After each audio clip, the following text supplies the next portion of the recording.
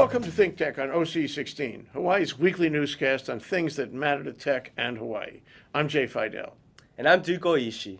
In our show today, we'll visit with our Asia in Review Bureau and cover the backstory on North Korea's recent attacks on the Chonan and on South Korean installations on Yongpyong Island. Both incidents involve loss of life. ThinkTech wants to know why North Korea's leaders are so bent on confrontation and what that means to South Korea and us.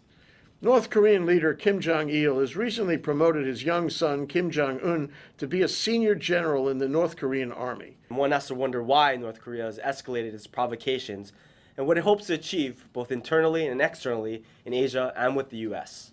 David Day, one of our Asia in Review hosts, reports. We were able to get Dr. Kevin Shepard and some other North Korea experts to talk to us about this whole issue of confrontation in the Koreas, and it becomes like a thorny knot that governments have not been able to unravel. Let's turn now to some comments from U.S. Navy Captain John Figuerres. We were able to get Captain Figuerres in an interview speaking in his capacity as a private observer on events in North Korea. Aggressive, violent acts of this nature are part of North Korea's way of actually, communicating. And actually, if you want to really look at it, a means of diplomacy. If we limit ourselves to just looking at it, they just want to cause trouble, and we're missing the greater message. I think that's bad if we do that. Now, figuring out that greater message, that's the difficult part, because you talk to different experts. Over the last, I would say even 2 weeks, I've been exposed to many experts with many different theories of why they did what they did, in addition to everything else that has gone on this year, because it's not the only thing that's gone on. You see a country, that its economy is minus 6% growth.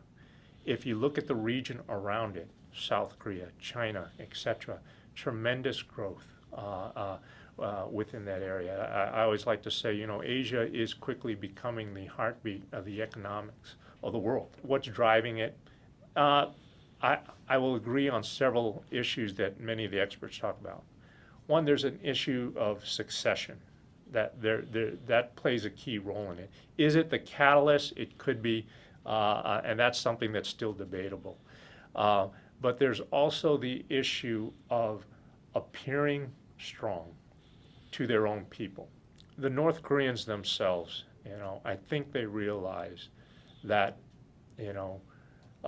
toe-to-toe with the ROK forces, U.S. forces, they're not a match. Mm-hmm. But it's important that their people feel strong, feel strength in their military. This is important. It's important during a succession process that as Kim Jong-il lays the groundwork for his son, Kim Jong-un, to take over, that they also show that their military is strong. People say to themselves, well, why doesn't the United States retaliate, or why do the South Koreans allow these types of military skirmishes to take place, and there's never really any significant response?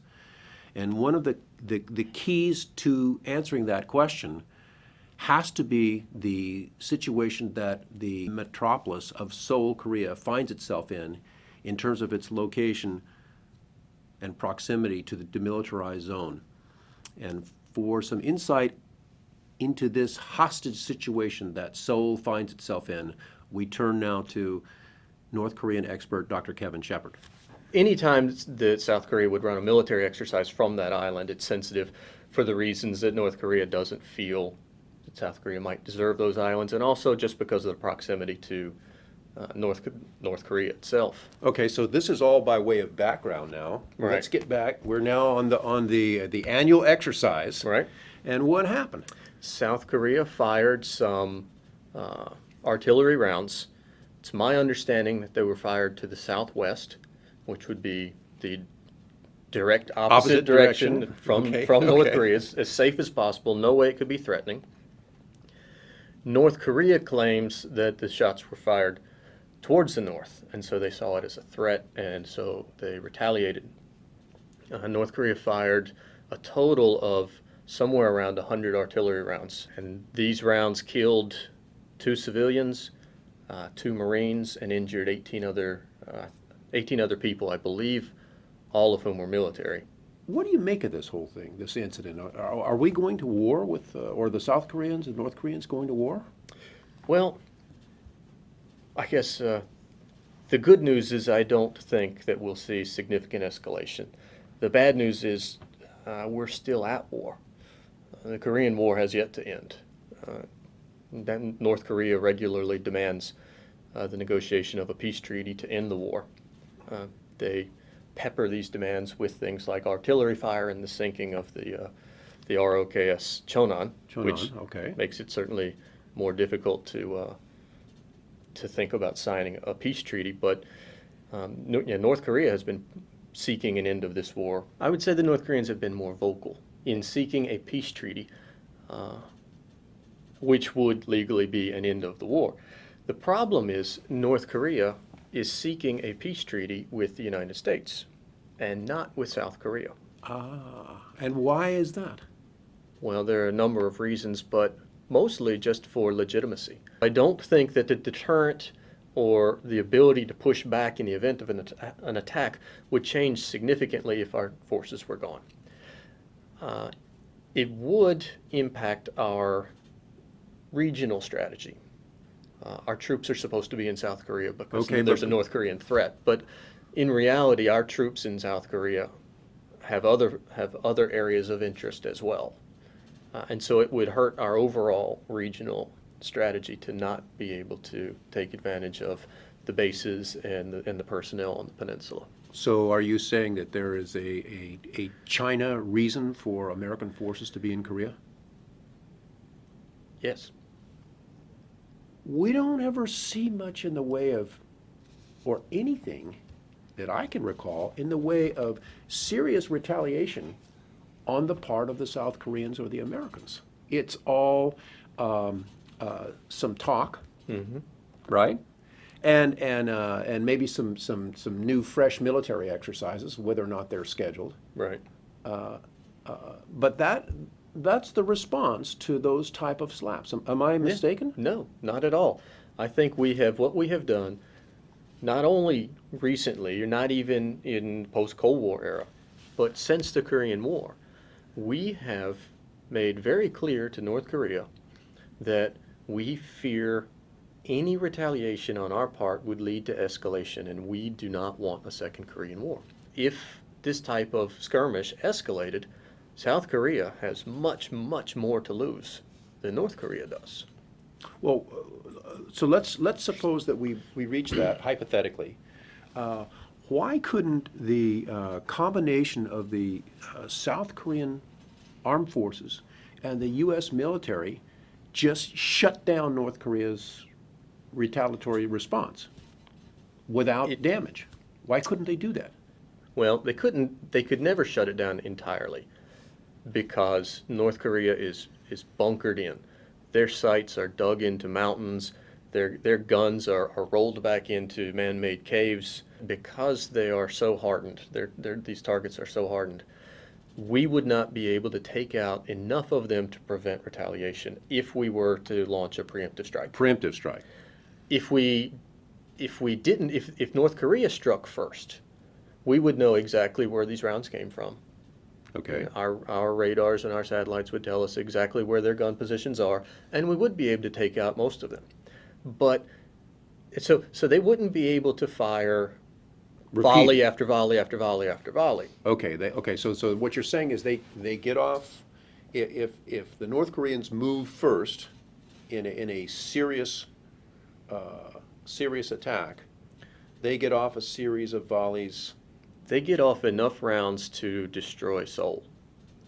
To destroy Seoul. And they've threatened before to turn Seoul into a sea of fire, and there's been other rhetoric. But the fact is, it's not one gun that we think might fire many, many times until we find it. There are enough separate guns pointing at South Korea and presumably at Seoul that if every gun there was to get off several volleys, there would be serious, serious damage to Seoul before we could do anything about it. There have been a number of scenarios played out on different war games on how a second Korean War on the peninsula might turn out.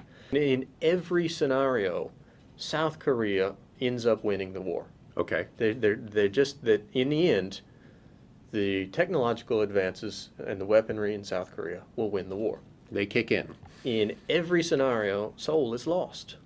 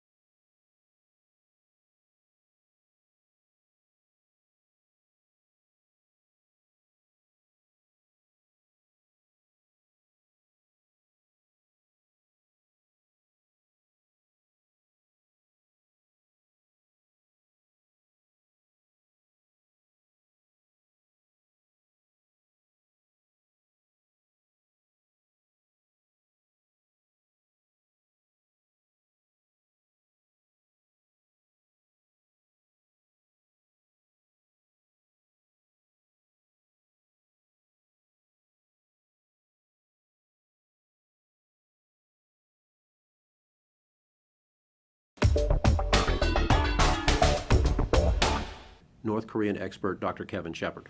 The key issue for North Korea and for all of us really is the humanitarian issue and the lack of human security. So that's the in real North war. Korea. I think so, for a number of reasons. One, just on a general level, humanitarian issues, the lack of food, lack of clean water, lack of sanitation, lack of heat.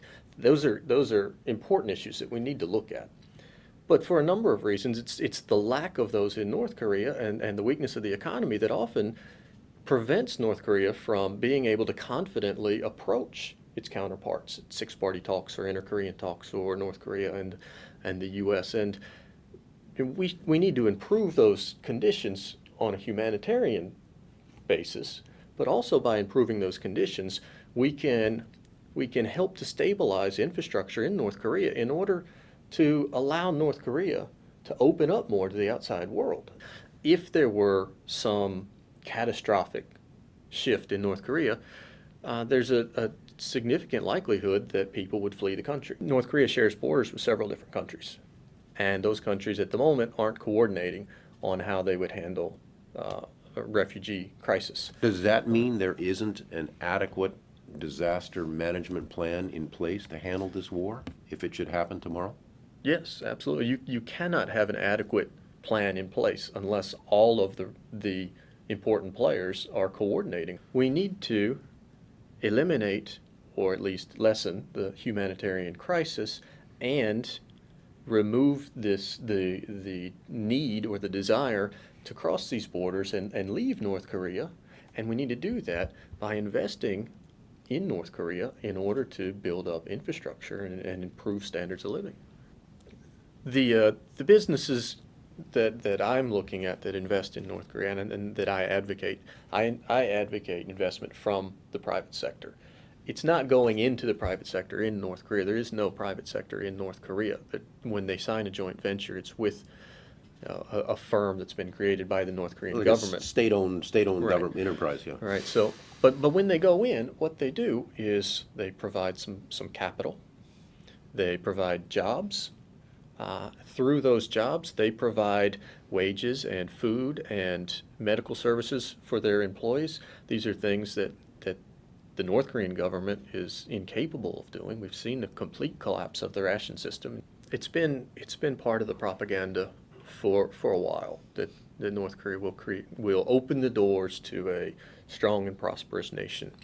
Only recently has a date actually been put on that, and Kim Jong-il has said that in 2012, which is the 100th anniversary of the birth of Kim Il-sung, the founder of North Korea, and his father. So on the 100th birthday, 100. open the doors to a strong and prosperous nation. Now, in North Korean propaganda, that strong and prosperous nation generally looks at three aspects: ideology, military, and economy. Now, North Korea is the propaganda already says that they are ideologically strong. They're the last vestige of socialism. They've held out when everyone else turned to capitalism and fell to imperialism. So they're strong ideologically. Militarily, they've tested 2 nuclear weapons. They've held the world at bay. And they've got a substantial conventional army. Yes, so it's not difficult for them to convince their people that they are militarily strong. That third prong is the economy. And so that's where they've been focused very heavily in the past at least 2 years. The shelling of Yeonpyeong Island last week shows us that they haven't given up military first politics or military first policies, and they're still a threat, and those are still issues that need to be dealt with. But they're opening themselves. There's a recognition in Pyongyang that the economy needs to be fixed, and that they can't do it themselves, and they can't do it the way they're doing it now. Wow, but that's a huge recognition right there. I think so. I think it opens the door, which is why I think this is an opportune time for private sector investors to start looking for opportunities to invest in North Korea. What you're saying is that the private sector has more power to maneuver that government, to persuade that government to keep them supportive of future development than aid from other governments in the world. That the private sector is the one that's got the power to make the change. The U.S. and South Korea aren't providing that aid anymore. So not only did we not see North Korea not change when they had the aid, now is the opportunity to see if they will change because they don't have the aid. They still need the money. So this makes them that much more Responsive, right? Yes, I would think so. I mean, we've got to give it a shot. I mean, there's no reason not to. We've seen the impact of private sector investment in these other countries. I don't see any reason why we shouldn't try to see what it will do in North Korea. One of the keys to unraveling this terribly complicated situation involving North Korea and its relations with other countries in Northeast Asia is the role that the country of Mongolia plays as a recipient for not only refugees coming from North Korea, but as a back channel in terms of communications, and for an unusual insight and perspective into Mongolia's current role involving North Korea and perhaps the future role that Mongolia could play. We turn now to an interview with former U.S. Ambassador to Mongolia, Albert Laporta.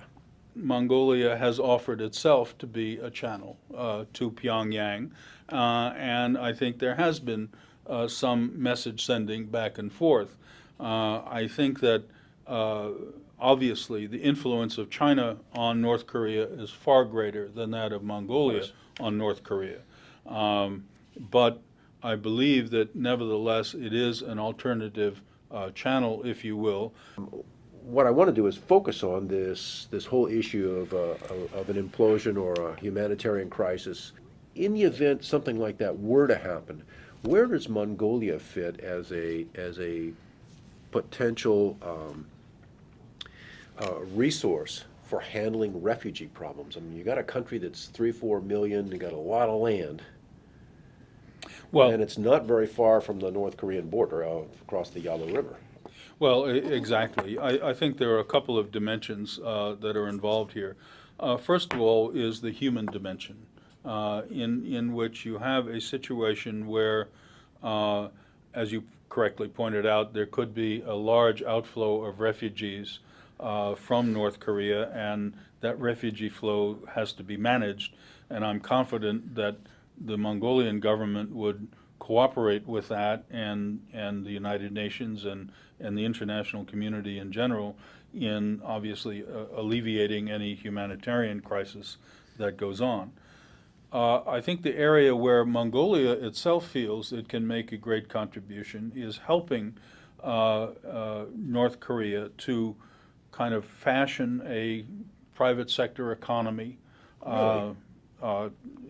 to kind of transplant business skills, to also develop Mongolian and North Korean trade as an outlet to the world outside, and also that Mongolian expertise in the economic field and in specialized fields like natural resources extraction could usefully be applied in North Korea as well in order to rebuild its economy and to hopefully persuade the North Koreans to join the rest of the world. The shelling of Yongpyong Island and the confrontation of the Koreas is just another example of how complex the situation is. It is so complex that all of the diplomatic efforts, all of the military efforts for half a century still leave us with this complex knot of a problem.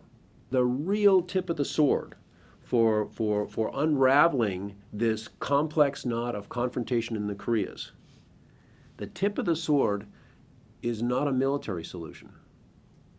The tip of the sword is not a diplomatic solution. The tip of the sword to begin to unravel the knot is building the private sector investment that will create the stability in North Korea. That stability is how we block the real war of the humanitarian crisis from ever occurring, and that's how we build incomes, we build an economy, and we begin to look towards the ultimate economic integration of North Korea.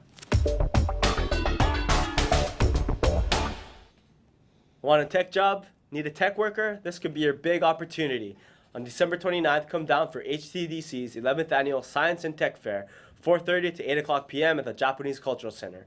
For details, see techjobshawaii.org or write to events@htdc.org. Bill Spencer, president of the Hawaii Venture Capital Association, is back, ready to give us this week's Spensation. So what kind of resolutions are you making, Bill, for next year? I'm curious because I know you always plan everything in advance. Well, Jay, I think we have a lot to look forward to, a lot of potential. And so my thinking is that the people of Hawaii and the state of Hawaii should resolve to do the following things. Number one, let's help the governor and the lieutenant governor fulfill their dreams for Hawaii. What could be better? That's a great idea. I think another thing is we should put a priority on expanding the economy and creating a supportive business environment. And what I mean by that is support entrepreneurs and businesses that can export knowledge, goods, and services to the global marketplace. It's time to quit worrying about importing tourists to spend more money here. Whatever happens will happen with tourism, but we can control exporting goods and services to the global marketplace. I think it'd be great if the state could reduce the regulatory burden on small businesses and worthy projects and help them move forward rather than standing in the way.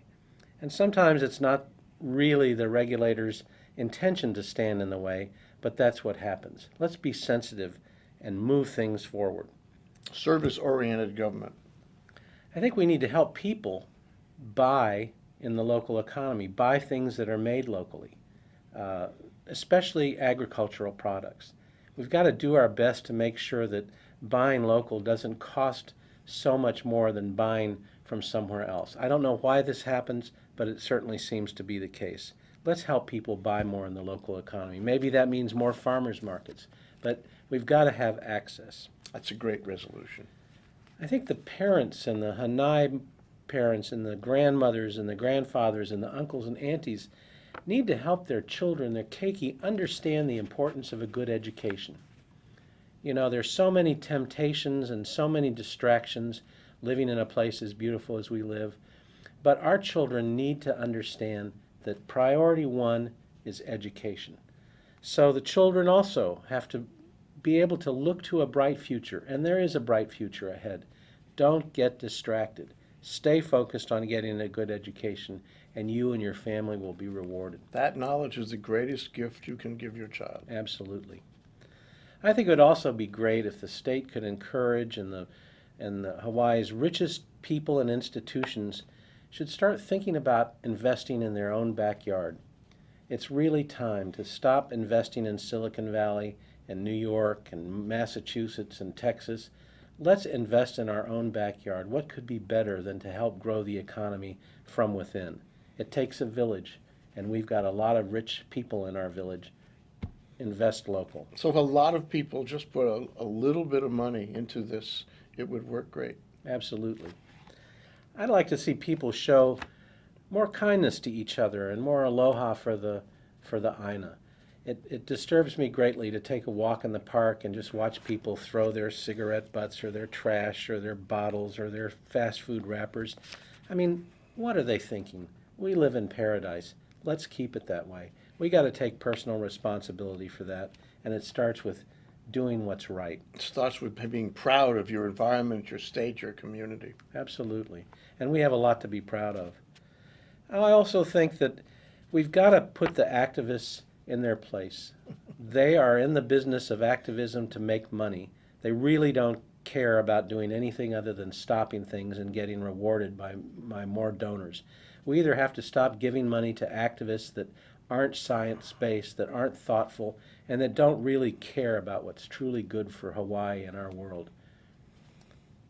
And finally, I ask everybody who drives a car to put your turn signal on before the light turns green. There you have it. Bill Spencer's Spensation resolutions for 2011. Thanks so much, Bill. My pleasure. Aloha. Aloha. And Happy New Year, man. Happy New Year. We'll be right back to wrap up this week's edition of ThinkTech, but first we want to thank our underwriters. Thanks to the Scheidler Family Foundation. Jay Scheidler, through the Scheidler Family Foundation, is an active supporter of a number of educational, cultural, and charitable organizations, including ThinkTech Hawaii. Hawaiian Electric Company, HECO and its affiliates Miko on Maui and Helco on the Big Island are deeply committed to supporting the communities they serve. Galen Ho. Galen Ho is a senior executive of BAE Systems, a global defense, security, and aerospace company, which has a large presence in and commitment to Hawaii. The High Tech Development Corporation, HTDC, is a state agency dedicated to developing Hawaii's high-tech industry, diversifying our economy, and providing quality jobs for our people. Okay, Duke, that wraps up this week's edition of ThinkTech. Remember, you can watch ThinkTech on OC16 several times a week. For additional times, check out oc16.tv. For lots more ThinkTech videos and for underwriting and sponsorship opportunities on ThinkTech on OC16, visit thinktechhawaii.com, be a sponsor, and help us reach Hawaii. I'm Jay Fidell. Thanks for joining us on ThinkTech. And I'm Duke Oishi. Aloha, everyone.